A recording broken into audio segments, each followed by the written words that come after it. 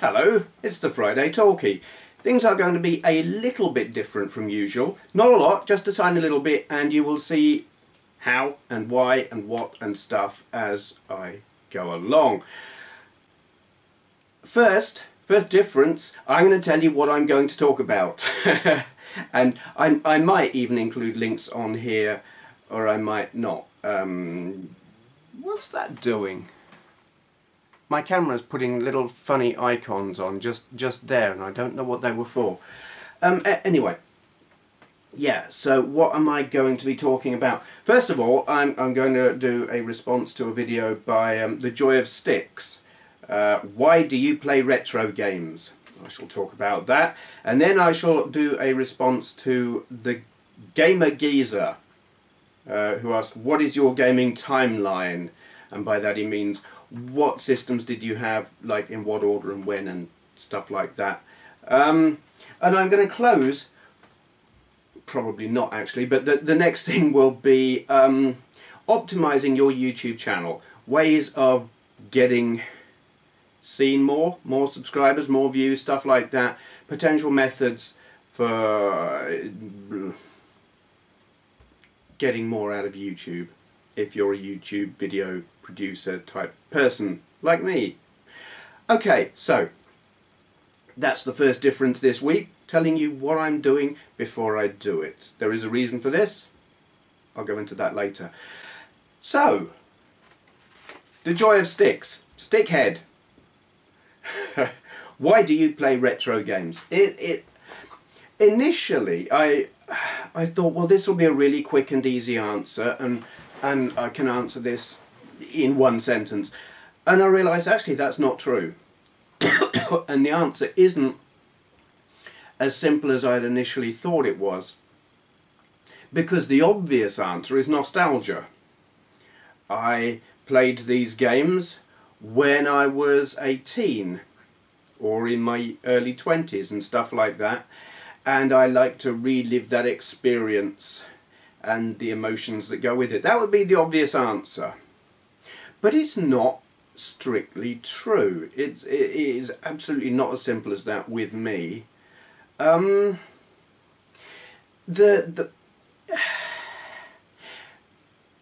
I'm a hardware collector.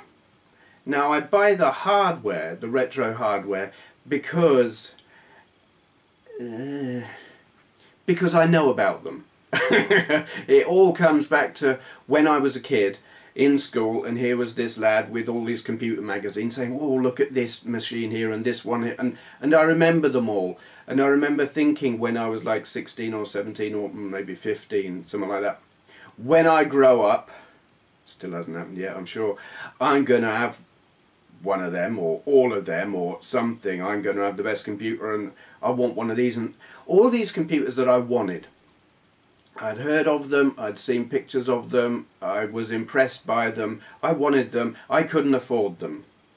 So donkey's ears down the line, I find them turning up at car boot sales, dirt cheap, and later on eBay, initially dirt cheap, and now they're getting really quite expensive. So it's not really a nostalgia thing, it's fulfilling a childhood wish, if you like. I can, so I do, though at the moment I can't, so I don't, but I've got most of what I wanted anyway, so it's alright. But the actual playing of the games, it's absolutely true, there is some nostalgia in playing quite a lot of them. The ones that I played as a teen and a 20-something person. Atari 2600, there is a lot of nostalgia in playing that.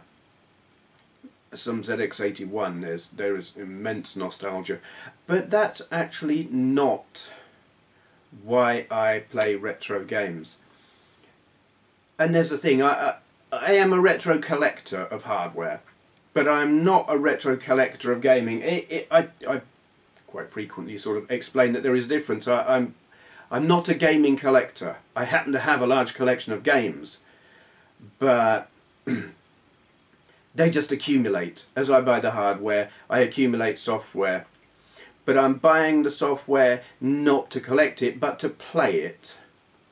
But I'm not doing it because I I am a retro gamer, but I'm not playing them because they're retro, and there's the thing. It is probably inaccurate to describe me as a retro gamer. Yeah, who'd have thunk that? If I sit and really think about it, I'm not a retro gamer, I'm just a gamer. The thing is, if I sit and analyse, how do I think about all of these games I've got? I look up there, I've got PS3, PS2, PS1, Xbox One, DS, Mega Drive, 32, you know, tons of it. And I don't separate them. In my head, in my mind tank or my brain box, I have not got separate drawers.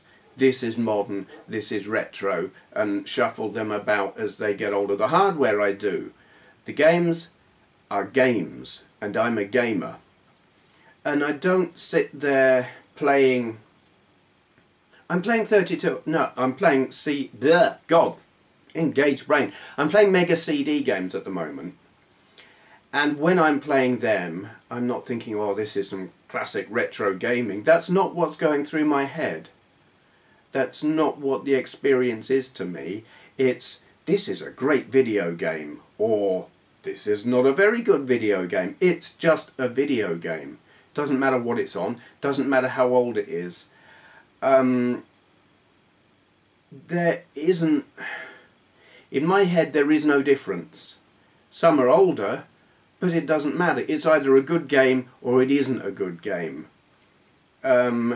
Some games don't age very well, and you look at them and they're dated and they're not as good as you remember them. But that probably comes from naivety at the time that you played them. Because if they're not a good game now, in all honesty, they weren't a good game then. There will have been something that was new about them that impressed you at the time. Maybe a new graphical technique. Maybe it was a new genre. Do you remember when there were new genres? I do. A good game is always a good game. It will never stop being a good game. A mediocre game that had an impressive something about it may have been impressive at the time but won't be now. But if it doesn't impress now, it wasn't a good game. That's my view. There may be people who disagree, but yeah, to me, retro doesn't even come into it. I'm a gamer, and when that game was made is absolutely irrelevant. The game that keeps coming to mind every single time is Defender. Defender, to me, is one of the perfect games out there. It is one of the best games ever made, ever, on any system. It's not my favourite, but it doesn't matter if you're like 200 years into the future, Defender will still be fantastic. And the fact that it will be it'll be uber retro, it'll be a bleeding antique, doesn't matter. It'll be, I don't know, when do things become ancient? I don't know. But when it's ancient, it will still be a great video game. The fact that it's retro is irrelevant. And that's kind of how I view video games. Why do you play retro games? Because I like games. And a lot of games are retro. I think that, yeah, it's not, it's kind of straightforward, but when I actually come to think about it, I found the answer was kind of unexpected. Because I thought it's just a nostalgia thing, but it ain't. There is nostalgia for sure, but it's just good games are good. So I play them. And it doesn't matter how old they are. Okay, good question. Link to Joy of Sticks' original video down there. Since we can't do video responses anymore, I mean, I don't think I did them very often anyway. I would always do this, respond to it, and then link down there. Go watch his video. Next one that I am responding to is from GamerGeezer. And he asked, what is your gaming timeline? I've answered this one, or I've spoke about this more than once. I am kind of repeating myself these days a bit, but I am aware that I have quite a lot of viewers who maybe weren't here last time I spoke about this, so here we are. My gaming timeline, and by that, what systems did you have when? What order did you get them in? And I have a little bit of trouble with this sometimes when I try and remember, but here we go. Very, very first system I had was a Pong game. It was, no, you can't see them, they're down there. It was a Binatone Pong system. It was the Mark 10 with the joystick instead of the paddle, orange and like dark brown or grey or black or charcoal colour. A load of games like Pong, football. Was there sort of a basketball and a sort of shooting game if you had a gun, which I didn't, but you had a crosshair you could control with a joystick. It was Pong, and you know, you knew what you were getting with it, and it was quite fun. I've always considered Pong to be a great game. I mean, it's uber simple, and I suppose it's kind of difficult because you need two players to play it. If you didn't have someone to play with, you were screwed. Except for the shooting game, and that was quite fun. So that was the first thing I had. The second, well, I where is it? That, not this exact one. I don't know if I lost it or broke it, or I think it suffered screen rot in the end. Timeout, toss-up, which is Nintendo Ball. And it even says on the back here, 1980, you won't be able to see that, will you? Maybe. Somewhere on here it says 1980, made by Nintendo. Honest. I was quite good at that. The score would go up to 999 and then it stopped, or was it 9,999? I can't remember. But I was able to quite consistently take it right to the end of the scoreboard thing on difficult level and beat it, which was quite pleasing. I then had Galaxy Invader 1000 and the following year Astro Wars, which anyone who's into tabletop and handheld LED type games will be familiar with them. They were fantastic in their own limited kind of way. Astro Wars, I have the music in my head that it played when it started up. It was great. Went through batteries like you wouldn't believe, and I didn't have a power supply thingy, so very often I couldn't play it because I didn't have any batteries. And they were the big fat bastard batteries as well. Next, I struggle now. Was it an Atari 2600 or was it a Sinclair ZX81? I don't remember. I can't, I really can't remember which I had first. We'll go with the ZX81. I think I got it in 82. It might have been 83. So we'll say I got them about the same time-ish, probably the same year. I didn't have a tape recorder for it, so I couldn't load up any games. I had to program them in myself. And as ZX81s do, it suffered memory wobbles. So very often I'd type in a game, get halfway through, there'd be a little bit of movement and the 16K RAM pack would break connection. And the whole thing would like crash, program code all completely lost. And that was that. The only game I remember being able to program into it that would work consistently because it wasn't too big a piece of code was a Canyon Bomber kind of thing, or city bomber, where you've got the plane that goes along and you drop bombs and flatten the buildings before you crash into them. Only it was such a crap piece of code that it didn't matter if you flew into the buildings. I think it was a 1K game. I think that was it. That's why I could program it in without having a 16K RAM pack in. So you could drop your bomb and your bomb would flatten the building, and that was cool. But if you didn't and you flew into the building, it didn't matter. You just ploughed straight through the building and you didn't die. And your plane just carried on until you got to the bottom. So that was really kind of crap. It wasn't really a game. It was more of a graphical demo in that there was no collision detection. It was crap. I did once get a tape to load. I borrowed a friend's tape recorder, and the only game I had for this ZX81 wasn't a game. It was a program called Biorhythms. You can still come across it today on eBay and stuff like that. And you put in your date of birth, and it drew a graph on the screen, just a sine wave with like a thingy at the bottom, a scale for what date it was or whatever, and it would tell you were your biorhythms on a high or on a low at that particular date. It was rubbish. It was like, what is the point of this? It serves no purpose because it's just bullshit anyway. So that was my experience of the ZX81. I loved it. I did love trying to program it. I've got two, and I really like them. I've got games for them now. But back then, you know, I was just chuffed to have a computer. It goes back to the whole, when I was a very young kid saying to my mother, when I'm grown up I'm going to have a computer, and my mum saying, no, only governments, universities and very big companies will ever have computers because they're very big and very expensive. And me thinking, because I've been watching Star Trek, and they had a talking computer and I wanted one. Yeah. And then I got a ZX81, and I remembered it then, I remember now what my mother said, and just thinking, huh, shows what you knew.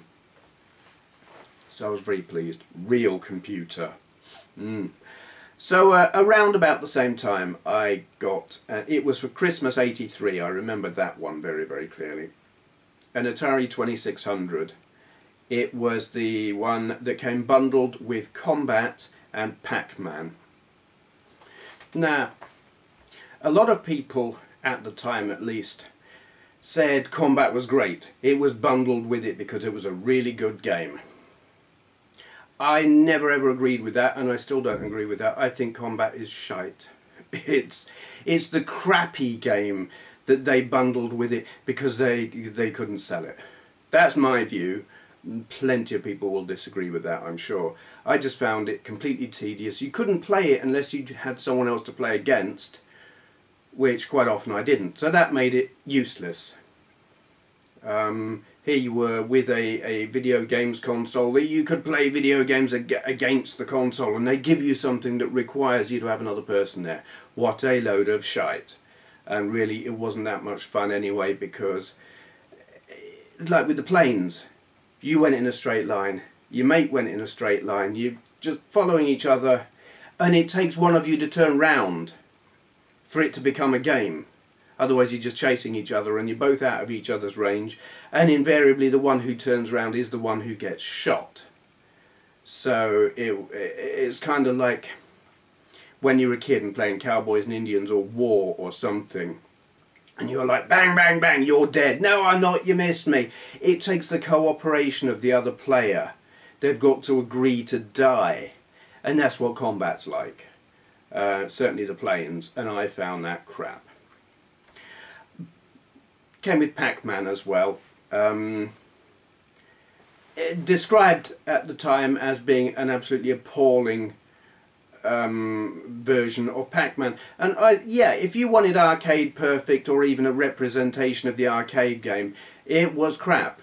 It was flickery as hell, but I kind of, yes, it is a piss poor conversion, but it's not actually a bad game. Yeah, the ghosts flicker, but, well, you could say they're ghosts, you can see through them, and the flickering makes them see-through. That's a bit of a stretch, but you know. And, alright, the maze was absolutely nothing like on the original game, but it didn't really matter. It served a purpose. It made you weave around, and, you know, that there were ways to escape or get cornered or whatever. You couldn't really get cornered. Well, yes, you could get cornered. Whatever. Anyway. So, alright, it was a rough representation, but it played well enough. Here was me, 14 years old. It was Combat or Pac-Man. Pac-Man got played a lot. I pushed it round the clock, albeit on easy level, because you can make it as hard as you like. I enjoyed it.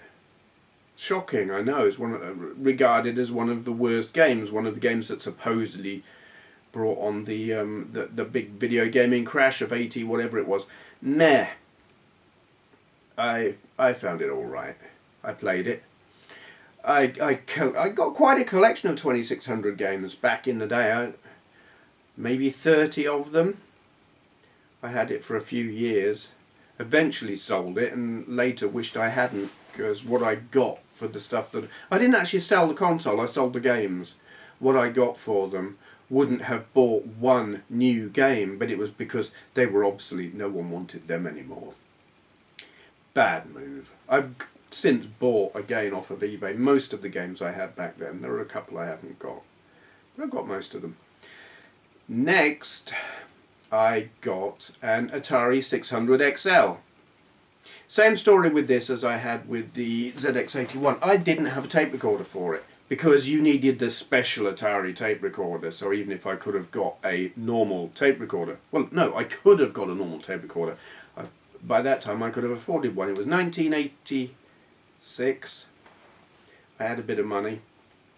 I was working, sort of, in a pub initially. Anyway, but of course you had to have the proper Atari tape recorder. And they were selling the 600 XL off cheap in Boots, £30. And so I was like, yeah, got to have one of them. Okay, I haven't got a tape deck, but I can get the games on cartridge, can't I? No. Couldn't get one. Well, no, I had one. I had a football game with it, and it was the only one I ever found at that time on cartridge, because everywhere had stopped stocking them. Nowhere held the tape recorders anymore. Several years later, Electronics Boutique, as it was then, they sold an Atari tape recorder, and I bought it, and I got it home, and it had the wrong damn plug on it. It was a European plug. It didn't occur to me that I could have got an adapter thing. It was just like, what the hell's this 2-pin bleeding thing? Can't use that.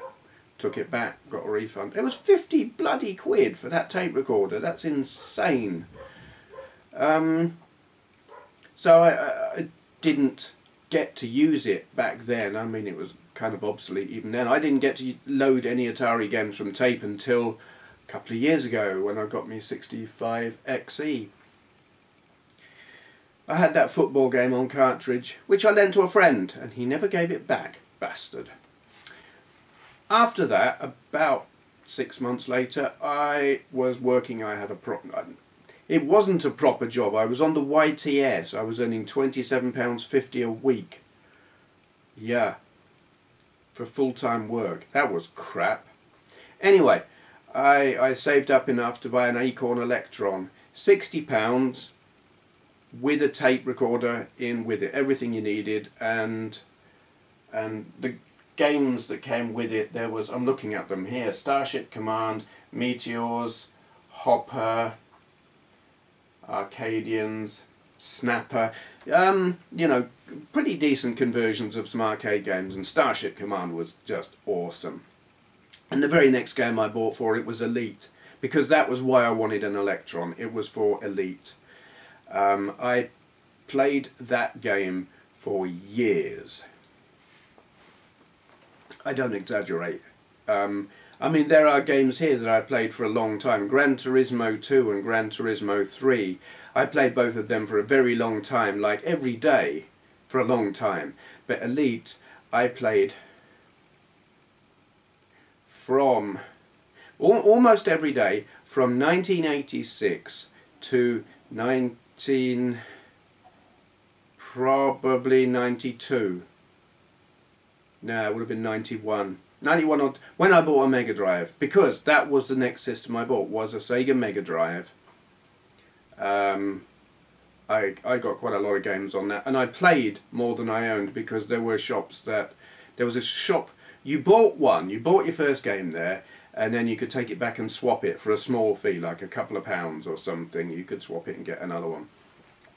Or if you chose, you could just keep one and buy another and then swap that. It was pretty good, and so I got through an awful lot of games on the Mega Drive then.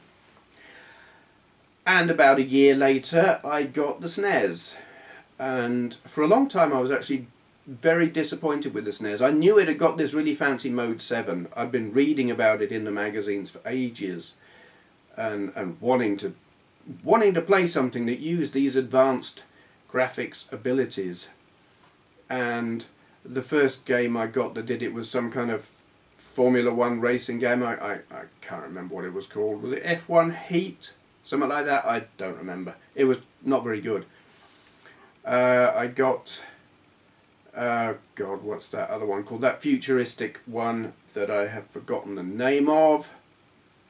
That is very popular, and I wasn't really into that either. And it wasn't until Mario Kart that I really felt, yes, this is a cool piece of kit that really is impressive. And then Street Fighter 2 came out, and that was, you know, I was like, okay, this was worth buying. Super Mario Kart, Street Fighter 2, brilliant. I think about it now, and games that I actually would want to play on it now, there aren't many. Those two come to mind. It's still my favourite version of Street Fighter, though I have better versions. I mean, arcade conversions or whatever ports on the PS2 that are pretty much arcade perfect. Don't care. I like the SNES one. My girlfriend at that time, she used to play it as well, and we would use Street Fighter 2 to decide who was going to do the washing up, because we were pretty equally balanced. I mean, if it would have been more reasonable, we would have just taken it in turns. But no, it was like Street Fighter to decide who was doing washing up or cooking or whatever. It was fun. Short time after that, 92, no, it would have been about 93. I got an Atari 600. No, engage brain. An Amiga 600, Commodore Amiga 600. And this was my first Commodore machine. For all that I am an Amiga fan, I'm not actually a Commodore person at all. I hadn't had a Commodore 64, I hadn't had a VIC-20, nothing. Commodore was not a thing with me, it was Amiga. So I got a 600, and about a year later I got a 1200, which I proceeded to upgrade and upgrade and upgrade and upgrade until I ended up with this beastie here, which is, some of you will be familiar with. God, get back where you were, you bloody camera. So yeah, that thing's got like 32 megs of RAM, Zorro 2 bus board, SCSI CD writer, rewriter in fact, 68060 processor, all kinds of fancy gubbins. There's a Buddha and Catweasel card, I'm trying to remember what they do, extra IDE ports and stuff like that. It's got a IOBlix card for fast parallel, or was it serial, whatever, it gave it quicker internet access and stuff. It was a monster for the time and cost me a bloody fortune over quite a few years. I'm still paying the credit card bill. Yeah. So that was that, and that was my main gaming machine. By the time I got that well expanded, that was what I did most of my gaming on. But I did get a 32X in '94 because Virtua Racing. I mean, I only had 3 games on it. I had Virtua Racing, I had Sega's Star Wars Arcade, and I had Doom, and that was all I could get for it. You couldn't find anything else. And my Virtua Racing cart was faulty anyway. I took it back and got another one, and it was bad batch. It worked, but it would crash. There was something wrong with the edge connector doofers on it, and every so often it would just crash. Loved it though when it would work. Would work? So yeah, I played 32X for a while, and Amiga, until, what the hell year was it? I don't, 90, I can't remember the year, but I bought a PS1. I've been watching the Saturn and the PS1 and like the 3DO and the Jaguar come out, and was sitting on the fence for quite a while not knowing which to buy, because I knew I could only afford one at that time, and I read all the magazines, or quite a few of them, and I realised, okay, the 3DO is failing. it was too expensive, people didn't buy it, and then the PS1 came out and was cheaper and more powerful, so 3DO were going to bring out the M2, and then they just collapsed. That was quite disappointing because the M2 sounded interesting. Saturn, initially it was like there was a lot of enthusiasm and arcade perfect ports of blah blah whatever Daytona and stuff, and then you see them and it's like, okay, that's not really very good, is it?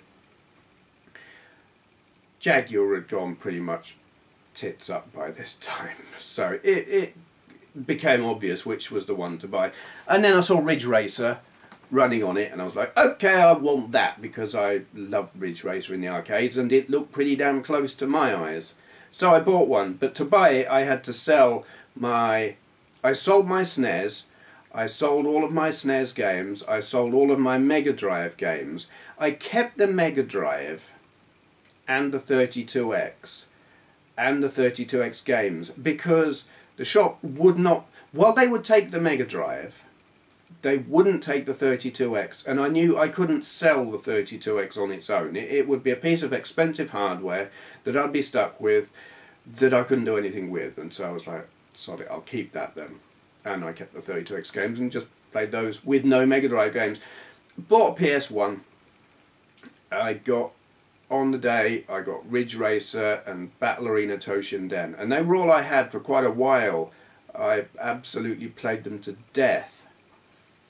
And it was a while later that I bought Doom, which, it was a step up from Doom on the 32X. It was full screen instead of letterbox, and it had better sound. That baby crying thing was like really creepy. But it was kind of a little bit seen that, done that. But then I got Jumping Flash and V-Rally. What else did I get? There were a few games that I got that were really quite impressive. And it was quite a while until Gran Turismo came out, but when Gran Turismo came out, I was in heaven. Yeah, I had Need for Speed as well, which was disappointing after Need for Speed on the 3DO. And because I like racing games, and I knew this thing's capable of doing something really good, but I wanted something realistic-ish. And then Gran Turismo came out, and that was it for me. It was like, okay, things don't get any better than this.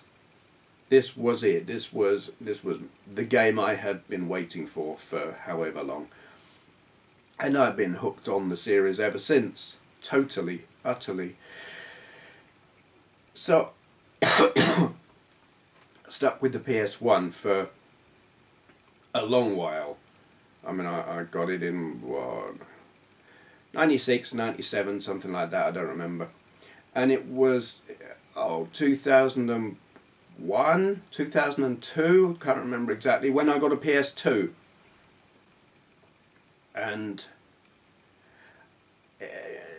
by this time the Amiga was now not really getting used. I got a PC in about 2001. It was a second-hand one. It wasn't especially good. It had like a 300 megahertz Celeron, and I got it mainly for using on the internet, but it did a bit of gaming. It wasn't very good, but the Amiga had taken a back seat.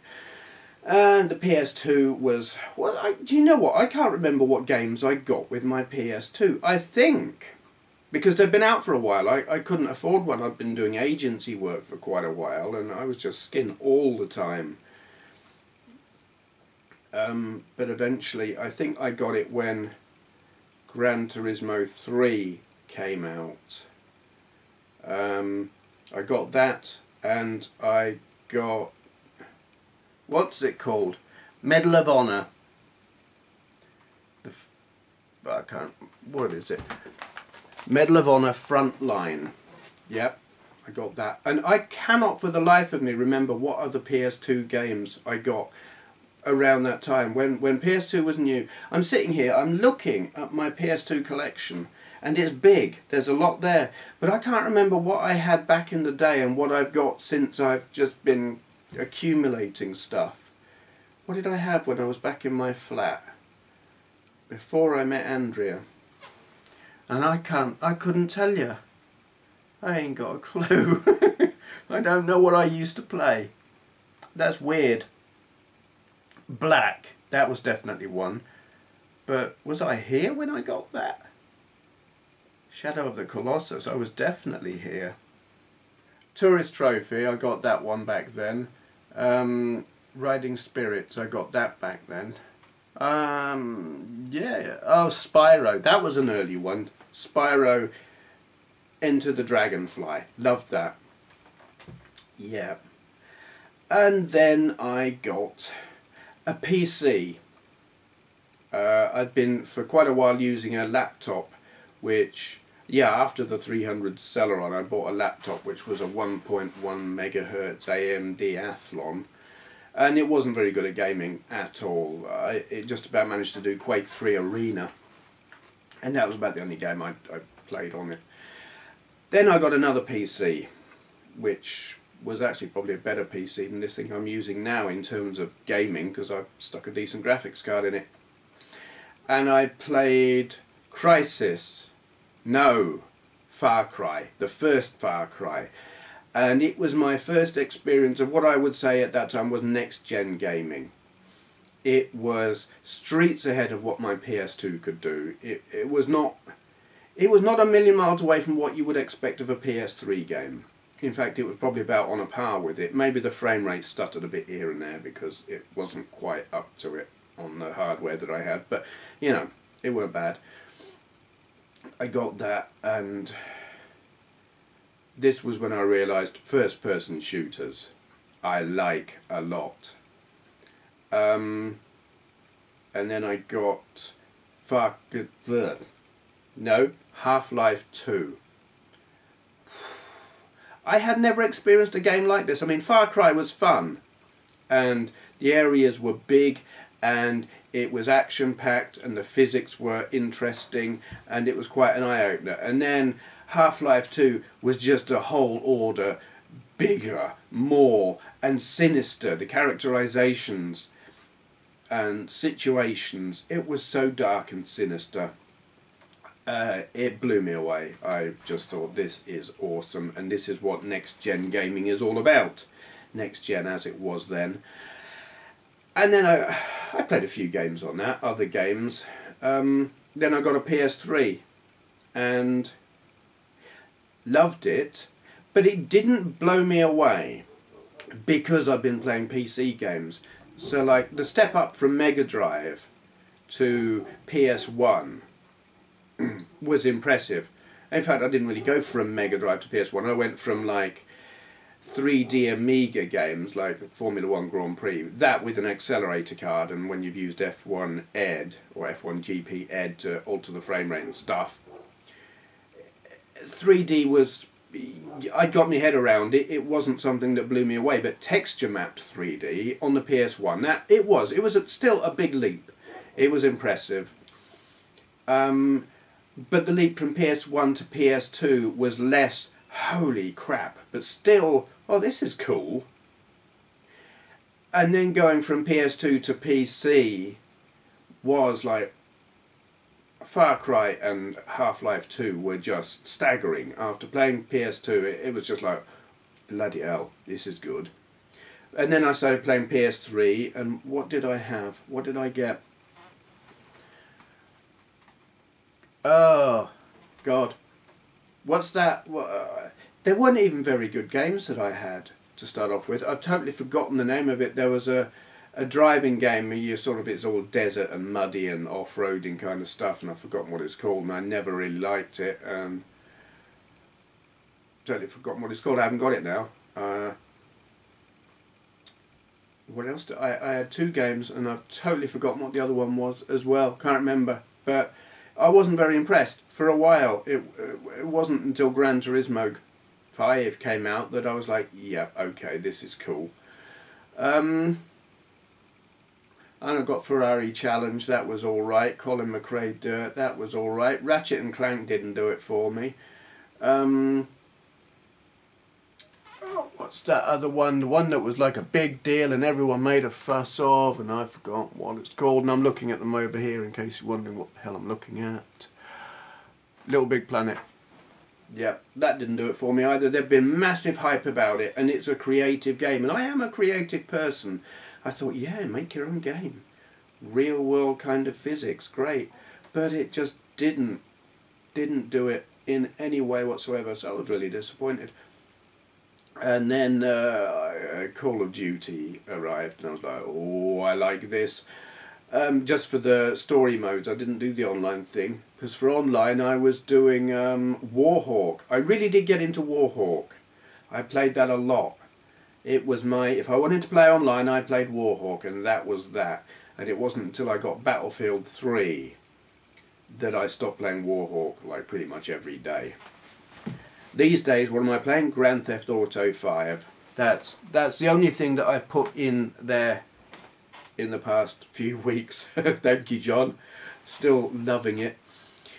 So that is my my gaming timeline, if you like. And during all of that, obviously, I have accumulated a large amount of retro systems, but all of these other ones are ones that I've collected as part of a collection with the intention of collecting. Yes, I play them, largely though just for making videos at the moment. It's like when you're doing a video a day, and that takes a bit of time. You don't have time for that much gaming, and when I am gaming, I'm mostly doing it on a modern system. Mostly. Though when I have one out, like I've got the down there, I've got the Mega Drive Mark II with the Mega CD Mark II and the 32X plugged into it. So that's getting a bit of playing in between making videos and playing Grand Theft Auto. Yeah, think that answers that. Original video by GamerGeezer, link down there. Okay, next bit. Optimization of your YouTube channel. SEO, search engine optimization they call it in some areas, but I mean, are you optimizing for search engines or just for YouTube?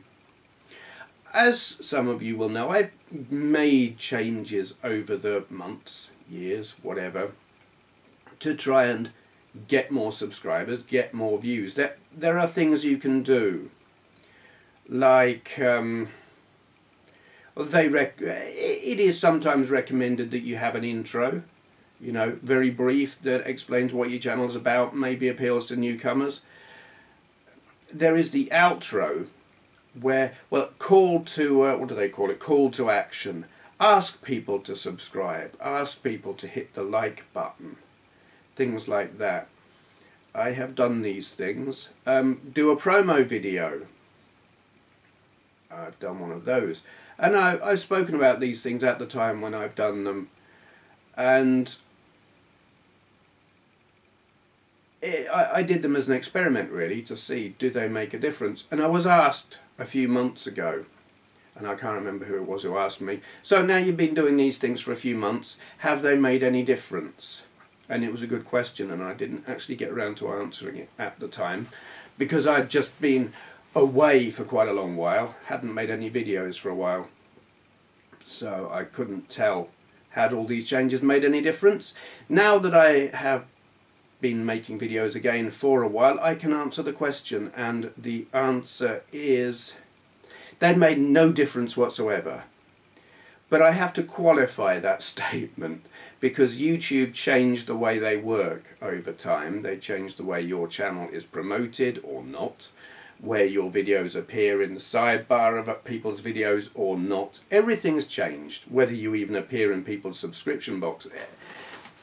YouTube is not consistent, it changes a lot. I had a period a few months ago where I was getting really, really good views and lots of subscribers. They were coming in, well, I don't get millions, I never have. I was getting about 10 a day for a while, which was quite nice.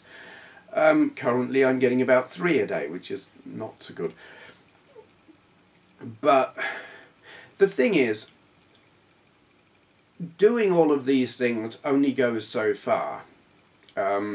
You can encourage people to do things, you can make it as easy as you possibly can for people to see your videos, like with playlists, all that kind of thing. Organise your channel, do all as much linkage as you can here, there and everywhere, promote your own stuff within your own channel. But all of these things will only go so far, because it depends on how good is your content, how appealing is your personality. And I come to the conclusion that my channel is only as appealing as it is. This is how well I'm doing, and it's not going to change. There is going to be no sudden fame overnight, and it doesn't really matter what I do. It doesn't hurt to do all of those things, but I haven't found they make a difference one way or another, and I'm fine with that. This, you know, I do what I do, and I know it's not, it's appealing to a good number of people. Like 9,000 and something is a very nice number, and I'm very happy with it. I want more. I will always want more. I'm a greedy bastard. What can I say? But you know, I certainly can't complain. But anyway, I have been I've been watching a channel. And I'm gonna, God, I can't remember what it is. Give me a moment. Actually, two channels. There is two channels. I'll link down there. Video Creators and Real SEO, that are just full of advice, things that you can do to try and get more views, get more traffic, get more subscribers, and I've been watching them. And they're very good, and you know, if you're trying to get somewhere with your YouTube channel, I do recommend having a look at them. I've learned a few things. Now, one thing that I am going to be trying, and in fact I started trying yesterday, Luke Morse noticed it, he's the only person who noticed it and commented on it. Captions. Closed captions. You see the little CC thing down there, or wherever it is. You may or may not be aware that you can have automated closed captions, where YouTube's speech to text voice recognition thingamajig will try and interpret what it is you're saying, and will put subtitles on your screen. And if you've ever watched them, you will know that they have very good comedy value, because they're so completely wrong and sometimes very, very funny. But you can type your own. There's a feature on, it's like in the enhancements bit on your video management do for what's it, where your video editing page on YouTube, you can, it's quite clever, and I should turn the camera around and show you, but I'm too damn lazy. You can have your video playing in a little window there, and you've got a box to the right of it, and as the video plays, you type what it is that you hear, the words that are being spoken, you type them up, and as you type, it pauses, so it's like listen a bit, type, and listen a bit more, type. It works, it's great. And I did it on yesterday's Mickey Mania video. If you want to see what it is I'm talking about, watch that video, click the closed captions link, and it will put subtitles on. Initially it starts out of sync because I screwed it up, but it gets in sync, and you'll see. I will be doing it with this video. This will have been up several hours before the captions go live, because it will take me a bloody long while to type them all. You type them manually, and it's like, I'm an alright typist, but I can do fast or I can do accurate, and I can't do both. So it'll take me a while. And why the hell would I do this? Would be a very good question. There are two reasons. One is it makes it accessible for deaf people, hard of hearing, whatever, or people who aren't English, who English isn't their first language. I mean, I've got an accent and a half, I'm sure.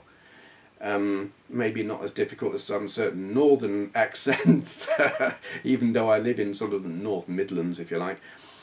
But I know that for some non-English people, my accent will be quite difficult to understand. But where it might be difficult to understand an English accent, to read it is another matter. So it makes it accessible for people whose first language isn't English. It makes it accessible for deaf people. And that's one good reason to do it, accessibility. But there's another very, very good reason to do it, and that is Google.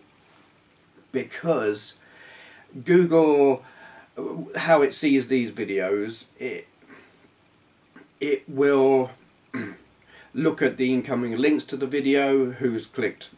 I don't know if it doesn't look at thumbs up, it looks at pluses on Google Plus. looks at incoming links, stuff like that, the title, the text, the tags, less so. And, you know, the video is searchable, but you can give it a mass more information by filling in the captions. It doesn't know, Google doesn't know what you're saying. It doesn't really know what your video is about beyond what your title and your info below says. It doesn't know a whole lot about it. But if you type up everything you've said in that video, it's got a mass of stuff to go on. Now it's not going to, say I'm doing a video titled, I don't know, well we'll just call it Mickey Mania on the Mega CD. I did the captions on that, and those captions won't give it any extra weight for anyone searching for Mickey Mania on the Mega CD. It maybe a tiny fraction, but it's not going to push me to the top of any search list. But it gives it a whole lot of other stuff that isn't in the title or the info bar, for it to go on. Lots of other words that it might pick up on, like you might search for bollocks or something like that. It might rank there. It's all about appearing in more searches on Google. Friday Talkie, just going by titles and data, you know, info in the info box, Friday Talkies, Google isn't going to pick up on a lot normally. I talk for a very long while, but it knows very little about what I'm talking about. Where if I do the captions, it's got a mass of information. It will know exactly what I'm talking about, and the idea being, I'm probably not going to rate very highly in Google searches, in YouTube searches any more than I do now, but Google searches, yeah, is giving it something to get its teeth into. Will it have any effect? Don't know. I have watched conversations on the subject and opinions are split. I have no experience on it, so I don't know yet. But I'm going to do it for this video, and I think this video will be a good one to judge, does it work or not. A Friday Talkie, a typical Friday Talkie on my channel, will get between 11 and 1300 views over the course of about a week and a half.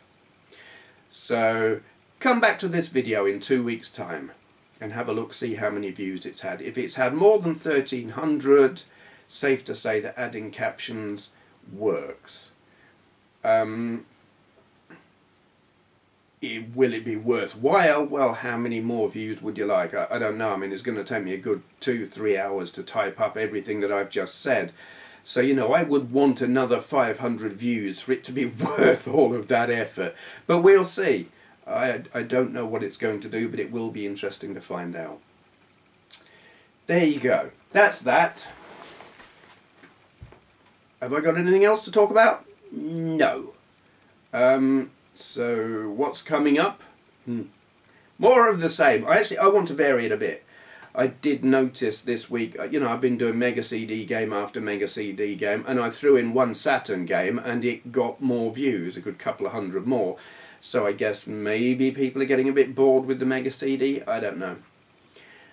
So I need to mix it up a little bit and put some other stuff in there, but I don't know what yet. Other than that, more of the same. Nothing special planned, just gameplay videos and me talking nonsense whilst playing badly. Yeah.